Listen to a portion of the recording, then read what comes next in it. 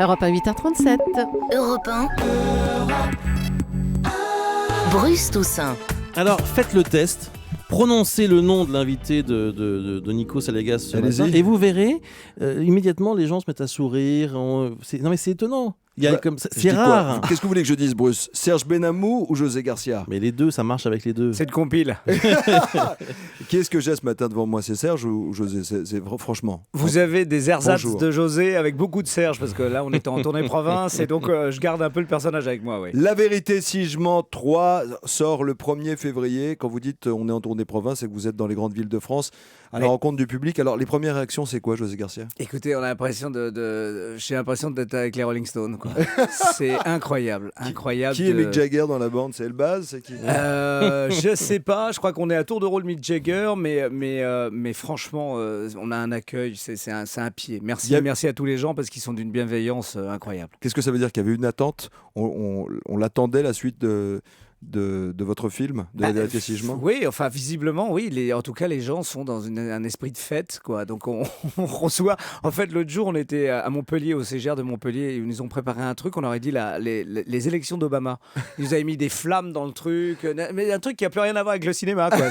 C'est une coupe du monde chaque semaine, quoi. Et vous disiez yes we can. Yes we can, on attendait surtout le week-end. Yes, surtout, oui. because we are a lot of tired, you know. Bon, Serge Benamou, il a évolué comment depuis le 1? Depuis, ça fait 16 ans déjà. Vous savez, la force de Serge Benamou, c'est qu'il y a des personnages qui évoluent et il y a des types qui restent à peu près dans leur canevas de départ.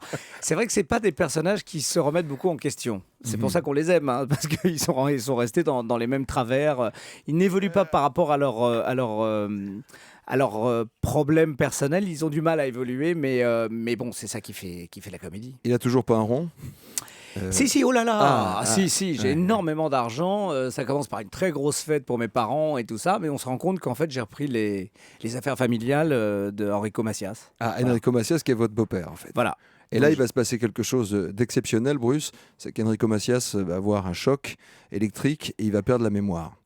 Et quand il va se réveiller sur son lit d'hôpital, Serge Benamou, alias cet individu, José Garcia, va essayer de lui faire croire qu'il doit lui signer et lui refiler toute sa fortune, en gros, hein. Lui léguer en fait son patrimoine. Et, sauf que là, il va s'en rendre compte, Enrico Macias, je ne raconte pas tout le film, il va vous mettre une baigne, José Garcia. Et oui, non, c'est au début en fait. La première fois que je vais le voir à l'hôpital, il me décroche. En fait, c'est un truc qu'avait demandé Thomas Gilou. Je n'étais pas au courant. Et il lui a dit surtout dès qu'il arrive, il s'approche de toi pour t'embrasser, tu lui en colles une. Et Enrico Macias, c'est quand même 50 ans de carrière avec la main droite à jouer de la guitare, quoi. Donc il a quand même une puissance. C'est-à-dire que lui, il ne sait pas mettre les baffes au hasard. Et il m'a décroché la gueule et je crois que c'est celle qui est vraiment dans le film parce qu'il y a 4 secondes où je prends vraiment une emboîtade mais monstrueuse et je me tiens un peu comme ça. Et je suis entre casser de rire ou garder un peu de la prestance. Et en fait, j'ai gardé le coup. Combien de prises? Oui, la vérité, combien de prises? Il m'a bien tarté. Je ne sais pas, on a dû en faire 4 ou 5, mais bon, à chaque fois, je les comptais. Hein. Quand le sage montre la lune, l'imbécile regarde le doigt, proverbe chinois. Vous êtes parti en tournage à Shanghai. Pourquoi vous me regardez fixement? Je n'ai pas regardé votre doigt, je regardais votre doigt là. À Shanghai, vous êtes marré? À Shanghai, c'était extraordinaire. Déjà parce que la ville est absolument démente, quoi. Et pour des garçons pleins de sève comme nous, voilà, on allait pour tourner le soir. Plein de sève. Eh oui, plein d'énergie. Ouais. Donc voilà, donc on s'est retrouvés à Shanghai avec 18 000 Français qui sont là-bas. Et qui tiennent jeunes, à peu près tous les... Ils sont plutôt super jeunes, ouais, entre 18 et 25 ans, bah oui, il faut des gens qui ont faim, quoi, qui ont envie de s'éclater. Et ils tiennent en fait presque tous les plus beaux restos, les meilleures boîtes et tout ça, c'est les Français qui le tiennent. Voilà. Il y a une scène mémorable où vous essayez effectivement de signer un contrat avec vos camarades. On ne va pas dire ce qui s'est passé. Oui, il y a un protocole très fort. Oui, en Chine, oui, c'est... Et donc, il faut faire super gaffe au protocole, comme au Japon d'ailleurs. C'est-à-dire que quand on va conclure une affaire, généralement, il y a un dîner le soir, super arrosé. Très important le protocole. Ouais. Alors, José Garcia, vous êtes entouré, pardon de vous interrompre, de Richard Anconina, Bruno Solo, Vincent Elbaz. Est-ce que vous avez bien vieilli quand même, tout ça depuis 6 ans? Ah bah merci, c'est gentil. Non mais franchement, qui est-ce qui est resté le trublion absolu, celui qui embête tout le monde sur le tournage? On est tous dans une espèce d'euphorie, mais en fait, on est super concentré sur le plateau. C'est pas le genre de film où on peut arriver et foutre tout le temps le boxon. Le premier jour, on a été super dissipé. Ça a été un peu dur pour Thomas Gilou, mais en fait, c'est une discipline. Enfin, on se dissipe dans le sens où on est un peu sur une excitation, mais on reste super concentré, parce que ça va très vite. Et puis après, on a eu plein de nouveaux arrivants. On a eu aussi d'autres qui étaient des anciens. Danny Briand. Ouais, Marc Andréoni aussi qui était dans le 1 et le 2. C'est lui qui faisait Serge, t'es un gagnant. Cyril Hanouna, il se démerde pas mal quand même. Très bien. Ouais. Pourquoi vous avez accepté de tourner la suite ? Franchement. Le scénario. L'histoire, il a fallu quand même 11 ans pour pouvoir l'écrire. 11 ans pour passer du Sentier à Saint-Ouen. Ouais, il a fallu, mais c'est fou. En fait, maintenant, tout le monde est à Aubervilliers et c'est vrai que les temps sont durs pour tous les gens du Sentier. Alors justement, les temps ont changé en 11 ans maintenant. Alors d'un côté, on a le sentiment que le public a de plus en plus envie de rire et de plus en plus de comédie. On le voit avec les succès notamment d'Intouchables. Et puis en même temps, dans La Vérité, il est beaucoup question de business, d'argent, etc. Alors c'est compatible tout ça ? Quelle a été la réaction du public ? La réaction est super bonne parce que justement, on les retrouve dans une étape de crise. C'est-à-dire qu'ils sont... L'avantage de ces personnages-là, c'est qu'ils ont évolué en même temps que les gens.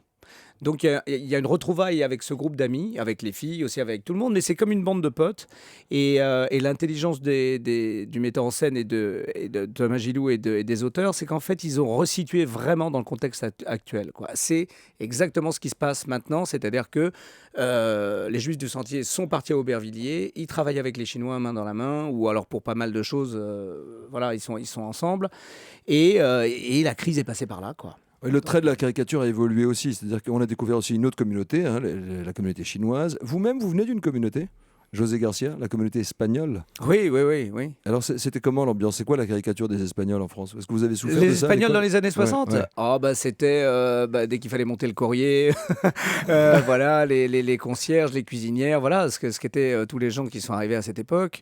Maintenant ça s'est complètement dilué dans le temps. Dans l'intégration, si vous êtes intégré assez vite finalement. Assez vite non, pendant les années 60 ça a été long, mais c'est vrai qu'après on a fini par se diluer complètement dans la population locale. J'ai des questions Twitter rapidement. Le numéro d'Antoine Decaune en direct, vous pouvez me le donner ? Me le demande Robin Sanger. Ne vous inquiétez pas, je prépare ma charge. Et Laurent Dupin, vous êtes bluffant dans les rôles durs, plus sombres. Un rôle dramatique bientôt ? Non, pas pour l'instant. Non, pour l'instant, je fais de la gaudriole. La gaudriole, ne manquez pas donc La Vérité si je m'en 3. Ça sort le 1er février. Les passez nous voir ce matin. Bon vent à vous, José Garcia. Plein de bonnes choses. Merci à vous. José Garcia. Pasadeo. Et dans un instant, Nicolas Canteloup sur Europe 1. À tout de suite. Il est 9h moins le quart. Europe